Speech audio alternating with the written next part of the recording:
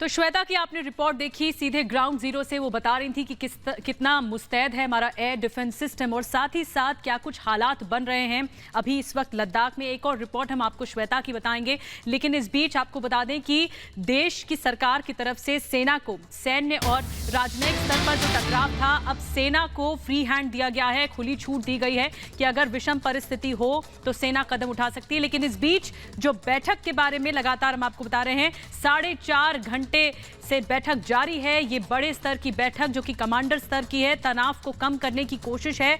कैसे line of actual control में दोनों सैनिकों के बीच में जो तनाव पनपा, उसे कम करने की एक कवायद दोनों देशों के बीच में। लेकिन क्या बैठक के जरिए रास्ता निकलेगा? चीन के खिलाफ घेराबंदी देश में हो रही है। जो व्यापारी संगठन हैं वो नाराज हैं, बॉयकॉट पर उतर आए हैं चीनी सामान के। वहीं दूसरे स्तर पर जो सेना है, हमारी सेना है, उनके हौसले भी बुलंद हैं और सरकार की तरफ से सेना को हर माकूल जवाब देने के लिए कदम उठाने के लिए कहा गया है। इस बीच ये बैठक का दौर, देखना होगा कि इस बैठक के बाद क्या नतीजा निकलता है। मुश्किल हालातों से क्या निपटने में चीन और भारत कामयाब होते हैं, क्या शांति बहाल हो पाती है? बड़ी खबर हम आपको बता रहे हैं, गलवान में चीन का बड़ा कबूलनामा सामने आया है। हमारा कमांडर मारा गया है। चीन ने पहली बार, जी हां, पहली बार यह कबूला है कि चीन का कमांडर मारा गया है। यह पहला कबूलनामा है चीन की तरफ से। और एक बहुत बड़ी खबर, पीपल्स लिबरेशन आर्मी ने पहली बार, चीन की सेना ने पहली बार इस बात को स्वीकारा है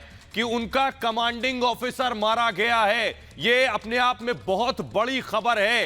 पहले खबर आई भारतीय कमांडिंग ऑफिसर शहीद हुए, कर्नल संतोष बाबू, और यह बहुत बड़ी खबर है कि चीन ने भी इस बात को स्वीकार लिया है कि इस झड़प में उनका कमांडिंग ऑफिसर भी मारा गया है। यह बड़ी खबर और पहली बार चीन ने इसको कबूला है। हमारे साथ हमारे एग्जीक्यूटिव एडिटर अभिषेक कपूर जुड़ रहे हैं। अभिषेक, पहली बार चीन का कबूलनामा है।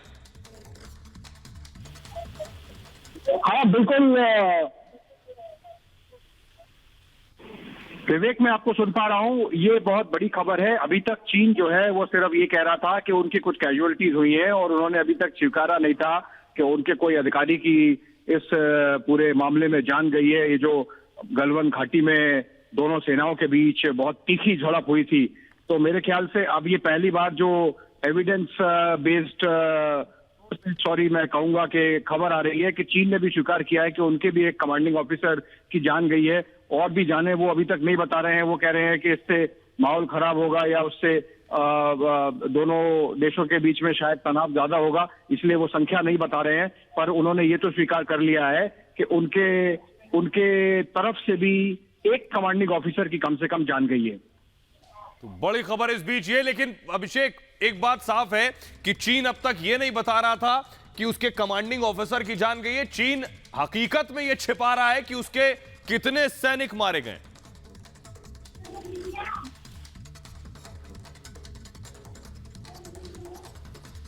तो हम जुड़ने की कोशिश करेंगे, लेकिन चीन ने पहली बार स्वीकार किया है कि हाँ, उसका भी कमांडिंग ऑफिसर मारा गया। उधर चीनी जनता में भी आक्रोश है, क्योंकि चीन का विदेश मंत्रालय जब उससे सवाल किया जाता है तो वो कहता है कि हम नहीं बता सकते क्योंकि इससे तनाव बढ़ जाएगा। लेकिन हकीकत पहली बार स्वीकार की है चीन ने। पाकिस्तान, आपको बता दें, चीन की जो पीपल्स लिबरेशन आर्मी है उसने स्वीकार किया है कि उसका कमांडिंग ऑफिसर मारा गया है। लेकिन इधर बातचीत चल रही, 4.5 घंटे का ज्यादा वक्त हो चुका है और इसी बैठक में ये चीन ने स्वीकार किया कि हाँ, उसका भी कमांडिंग ऑफिसर मारा गया, लेकिन ये नहीं बताया कि कितने और जवान उसके मारे गए। लेकिन बड़ी बात यह है कि क्या बातचीत से तनाव कम होगा, क्योंकि लगातार चीन तैयारी कर रहा है, हिंदुस्तान भी तैयार है किसी भी हरकत का जवाब देने के लिए। लेकिन इसी बीच चीन ने पहली बार माना है कि हाँ, उसका कमांडिंग ऑफिसर मारा गया।